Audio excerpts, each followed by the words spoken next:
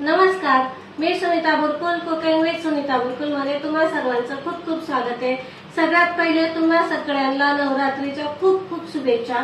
आज आपण नवरात्री निमित्त खूप छान अशी वरईची खीर कशी बनवायची ते बघणार आहोत। कारण आपण या 9 दिवसात वेगवेगळे पदार्थ करतो, सारखं ते साबुदाणा वरई खाऊन आपल्याला कंटाळा येतो, म्हणून आज आपण वरईची खीर कशी बनवायची ते बघतोय। पहिले आपण रताळ्याची खीर कशी बनवायची ते पण बघितलेलं आहे, तुम्ही एकदा चेक करून घ्या। चला तर रेसिपीला सुरुवात करू। आपण आता पहिले साहित्य बघून घेऊ। इथे मी दूध घेतलेलं आहे, जे गरम करून थोडं कोमट केलेलं आहे। त्याचबरोबर साखर घेतलेली आहे मी इथे 4 ते 5 चमचे। इथे ओलं खोबरं घेतलेलं आहे म्हणजे नारळ।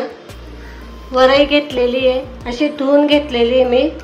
तुम्ही पाहिजे तर फक्त ओल्या कपड्याने कडक पिळून घ्यायचा आणि तो त्याच्याने पुसून घेतली तरी चालेल। इथे इलायची, काजू, बदाम आणि थोडंसं आपल्याला इथे केशर लागेल आणि 2 चमचे तूप। इथे मी एक कढई ठेवलेली आहे, त्याच्यामध्ये आता आपल्याला तूप टाकायचं आहे। साधारण मी इथे 2 चमचे तूप टाकलेले आहे, थोडा मोठा चमचा आहे, बघू शकता। तर त्याच्यामध्ये आपल्याला ही जी वरई आहे ही मी स्वच्छ धुवून घेतली आणि त्याचं पाणी पूर्ण निथळून घेतलेलं आहे। ही पाव कप आहे।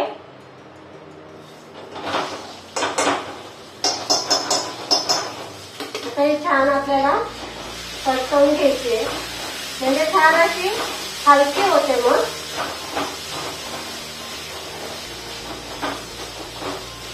एक 5 मिनिटासाठी आपल्याला ही छान अशी परतवून घ्यायची आहे।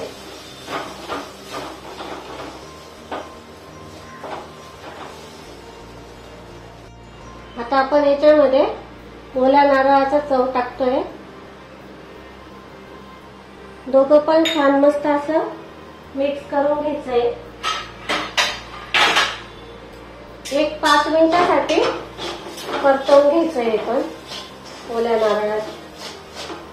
नारळ आणि बटर छान असे परतवून घ्यायचंय।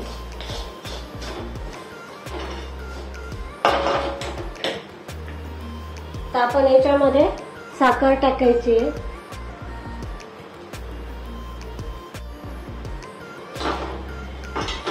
हे बघा, साखर टाकून मस्त एक 5 मिनिटासाठी आपल्याला हे परतवून घ्यायचंय। साखर टाकून परतवून घ्यायचंय। आता लगेच दूध नाही टाकायचं आपल्याला, त्याआधी आपण आहे ना 2 ते 3 चमचे पाणी टाकतोय।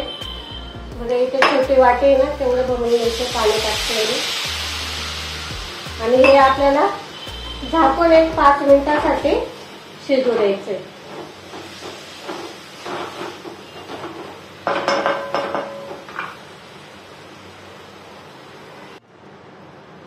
हे बघा इथे 5 मिनिटं झालेले आहे। हे बघा मस्त छान अशी फुलून आलेली आहे, फुलली आपली बघा, ज्याला वरई पण बोलतात। बघा आता याच्यामध्ये आपल्याला दूध टाकायचंय। दूध तुम्ही तुमच्या आवडीनुसार टाका, तुम्हाला कितपत घट्ट पातळ पाहिजे त्यानुसार टाकायची। पहिले थोडं टाकून बघते मी, साधारण मी ते आता 1.5 कप टाकले, अजून टाकते। हे बघा 2 कप झालंय दूध, हे म्हणजे अर्धा लिटर दूध टाकलं मी। आता हे छान आपल्याला, इथे मी काही आता केशरच्या काड्या घालते।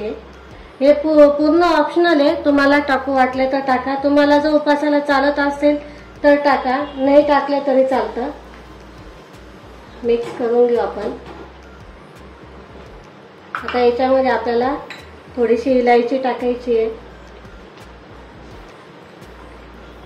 काजू बदाम टाकायचे, तुम्ही जे पण ड्रायफ्रूट खात असतील ते टाका।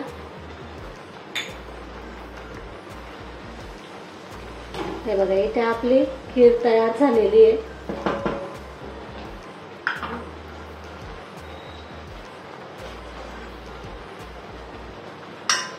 हे बघा किती छान मस्त झालेली आपली वरईची खीर. झटपट होते आणि मेन म्हणजे पचायला हलकी आहे. केव्हा पण तुम्ही करू शकता. त्या 9-10 दिवसाच्या उपासामध्ये टेस्टी लागते.